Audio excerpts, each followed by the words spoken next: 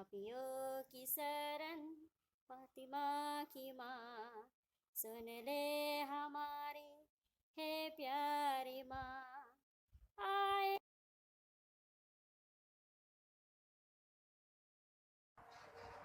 पहला पाठ प्रेरित चरित्र अध्याय 15 पद संख्या 22 से 31 तक।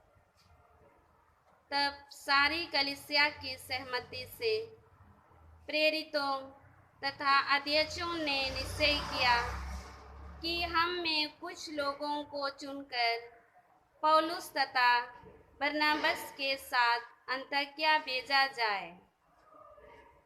उन्होंने 2 व्यक्तियों को चुना जो भाइयों में प्रमुख थे, अर्थात यूदस को जो बरसब्बास कहलाता था तथा सीलस को, और उनके हाथ यह पत्र भेजा।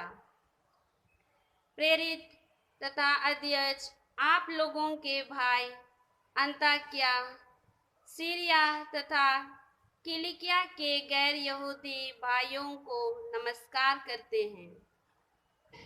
हमने सुना है कि हमारे यहाँ के कुछ लोगों ने, जिन्हें हमने कोई अधिकार नहीं दिया था, अपनी बातों से आप लोगों में घबराहट उत्पन्न की और आपके मन को उलझन में डाल दिया है। इसलिए हमने सर्वसम्मति से निर्णय किया है कि प्रतिनिधियों का चुनाव करें और उनको अपने प्रिय भाई बरनबास और पौलुस के साथ, जिन्होंने हमारे प्रभु यीशु मसीह के नाम पर अपना जीवन अर्पित किया है, आप लोगों के पास भेजें। इसलिए हम यूदस तथा सीलस को भेज रहे हैं। वे भी आप लोगों को यह सब मौखिक रूप से बता देंगे।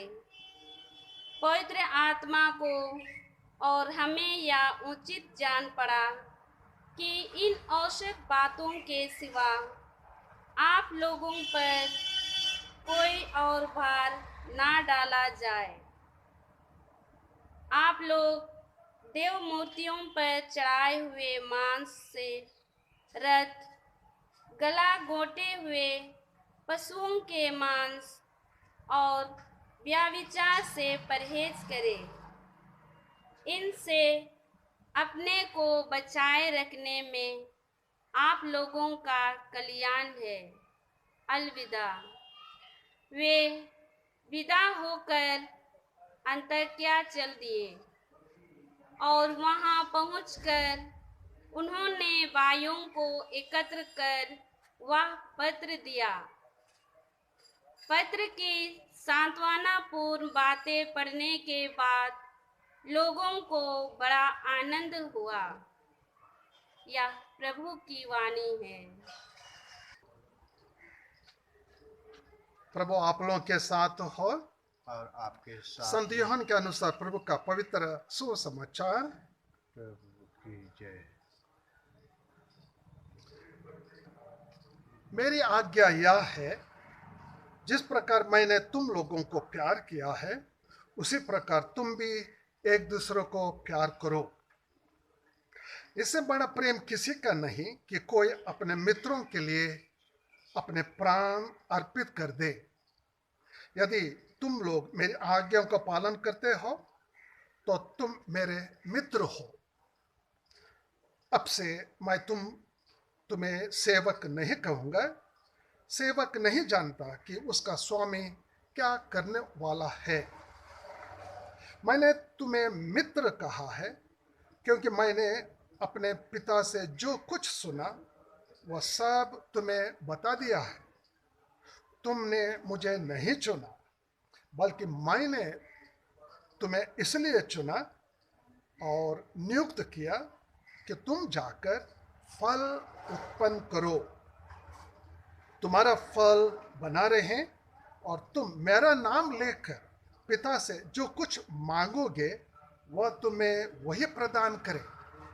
मैं तुम लोगों को यह आज्ञा देता हूँ, एक दूसरे को प्यार करो। यह प्रभु का सुसमाचार है। क्रिस्त में प्यारे भाई बहनों, आज हम लोगों ने पहला पाठ सुना। कलीसिया में शुरू में एक बड़ी समस्या आ गई।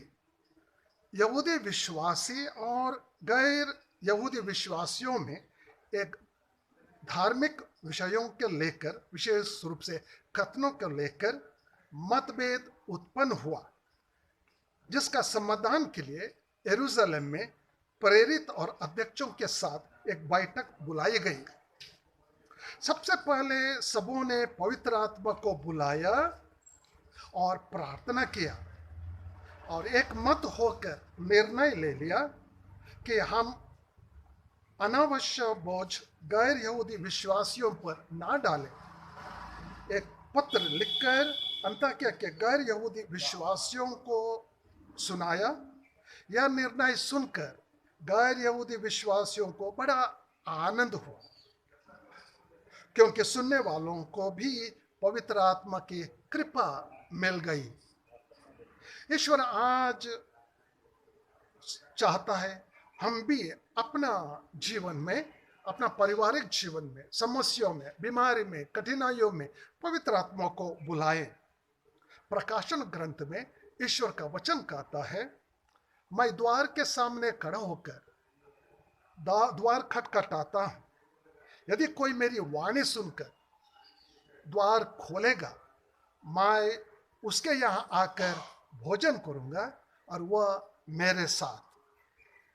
आज दूसरा पाठ में हम लोगों ने यह भी सुना, इस मसीह ने कहा, इससे बड़ा प्रेम किसी का नहीं कि कोई अपना मित्रों के लिए अपना प्राण अर्पित कर दे। 1965 में क्रिस्त में प्यारे भाई बहनों, वियतनाम में युद्ध चल रहा था। दुश्मनों ने दक्षिण वियतनाम के सैनिकों पर, या 5 सैनिक थे, बॉम्ब फेंक दिया। एक सैनिक ने, जिनका नाम है मिल्टन ऑलिव, उन्होंने बॉम्ब को देखा, तुरंत उस बॉम्ब पर वह लेट गया। बॉम्ब विस्फोट हो गया। मिल्टन ऑलिव मर गया, परंतु मिल्टन ने अपना साथियों को, 4 व्यक्तियों को जीवन दिया।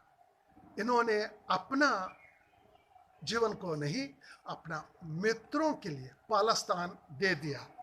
आज प्रभु हम सबों को बुलाता है, वचन के द्वारा बुलाता है। वो कहता है, मैं तुम लोगों को एक नया आज्ञा देता हूं, एक दूसरे को प्यार करो। ये पिता ईश्वर, इसी वचन के द्वारा हम आपको धन्यवाद देते हैं। पवित्र आत्मा आप सबों पर उतराइए। तेरा वचन हम लोग आज निवास करता है। प्रभु तू हम लोग को भोजन देता है वचन के द्वारा। तू स्वर्गीय रोटी है, आज हम लोग के साथ रह जाइए। आमीन।